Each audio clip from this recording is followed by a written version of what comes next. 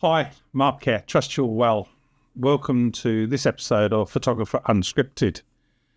And I wanted to talk a little bit about the personal pain of photography and how we as individuals deal with that pain and mature as individuals.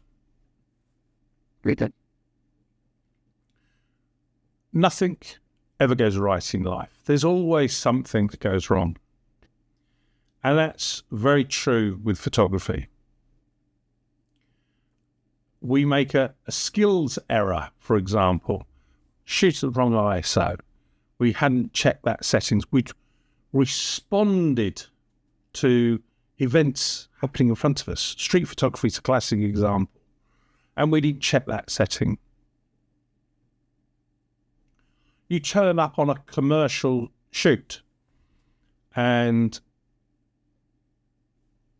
agencies within that shoot don't perform as planned or expected or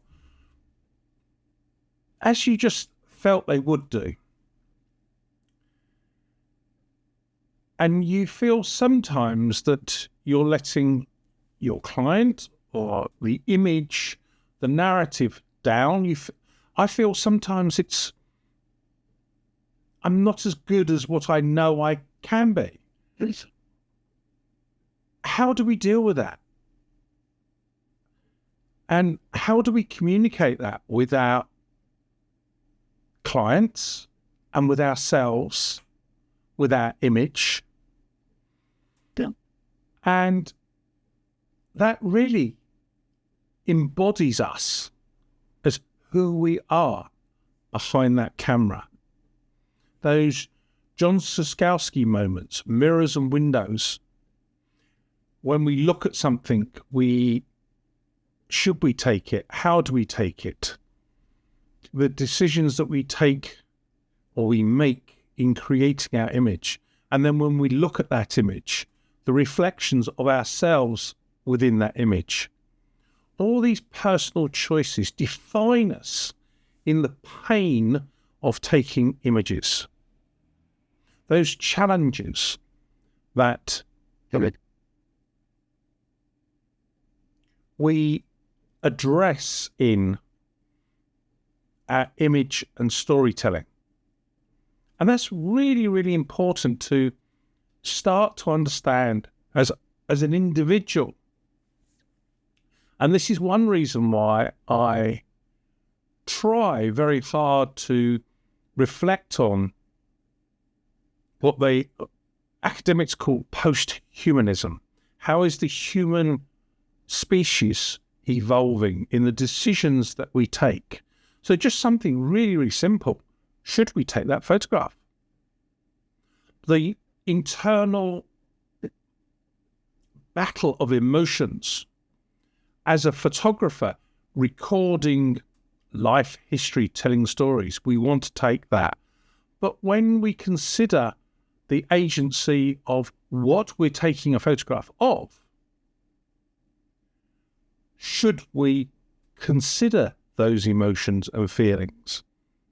And there is no right answer, but it provokes you to think about, are you a decent human being? Are you a good photographer?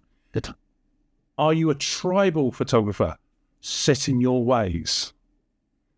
And not considering emotions, points of view, interest, the narrative. Are you developing or not developing to a better human being, but a better photographer? Something to think about. And I try to think about that most days. Have a think. Please, just have a think. Anyway, on to a bit of kit that has just literally hit my doorstep 3 days ago. And I talked about this a few weeks ago in the release. I pre-ordered this. This is mine. I bought this with my hard-earned money. It's not been sent to me by Fuji or anybody like that. I very, very rarely, if I ever do accept pre-release equipment, I buy it all with my own money, and this is mine. So what is it? It's the Fuji Mini Evo Cinema. It looks like a little 8mm camera, and it is. It's a little video camera. And I am just a kid in a candy shop. The day I got this, I was on cloud nine. I really was. The emotion, the ideas, the concepts that I could do with this. It is about telling a story. It is not about pin sharp images. It's not about a 4K video. It's none of that. It's about the fun, the smile, the emotion, the memories that you're capturing. So I've played with this for a weekend and done a few little modifications in what probably is supposed to come out of the box. For example, the strap, everything comes with it. Well, I'm in the Peak Design ecosystem for straps, and I've managed to get one of their little, can't remember what they're called, but the little clip, got it through the locator, and the lanyard for the iCup is through there, and I can then use the wrist strap, which I use on that, or I can put this on a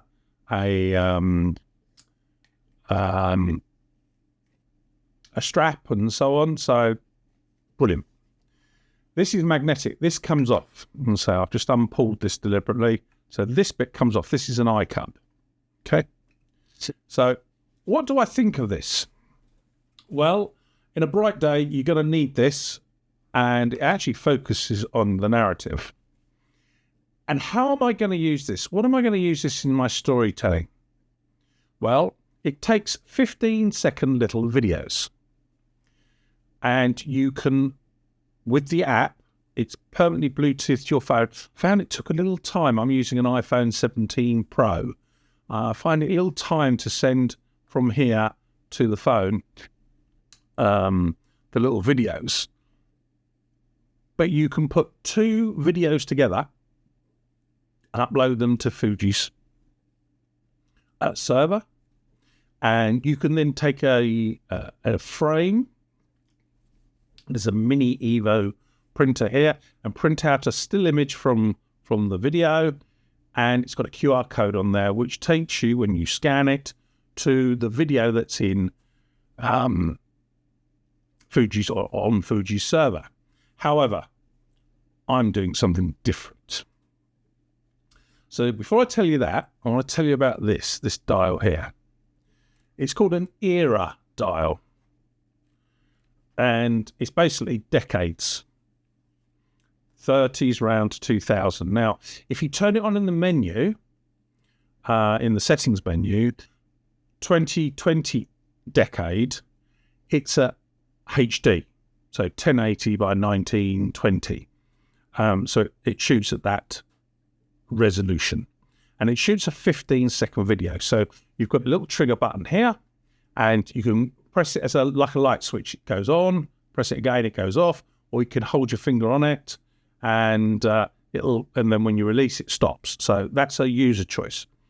But turn the dial around to 2020, and that's in HD, and you're shooting little 15-second clips. Now, if you put a SD card, a mini SD card, which I have a 256 gig mini SD card reader in there, and while I'm here, the USB-C port, is only a power charging port for the battery. It's not a data transfer port. So if you want to use this as a little camcorder HD, you have to put it on the chip, and you take the chip out and plug it into whatever you wish to do, because at this moment in time, bearing in mind I've only had this 3-4 days, I can't find a way to export from the Instax app. there possibly is a way. Please let me know in the comments if you found a way to do it. So you record the clip to the chip, and then you import them into, my case, Premiere Pro, either on the phone, tablet, or desktop. And then what I'm planning to do, rather than upload them to the Instax servers, which they're there for 2 years, is, and you can only have up to 30-second clip, so that's 2 15-second clips. I'm planning to create little emotional movies, little shorts, perhaps 2 to 8 minutes, something like that. Yeah, 90 seconds to 8 minutes, something like that. Designed for mobile. But going back to this era dial, you can shoot in the style, it's a filter, of the decade. So 1960s. How did video used to look in the 1960s? And the quality of the 1960s. And you can put on screen filters, so that might have the date in there, a little P and a red light. And some of them you would have got the sound of the tape going round. And that puts it all on there. Absolutely amazing. You can turn that off if you wish.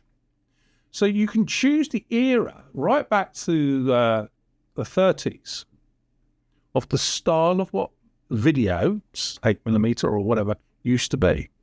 Or you can shoot it round to HD in 2020 era. Fascinating. So let's paint you a story. I'll paint you 2 very, very quick stories.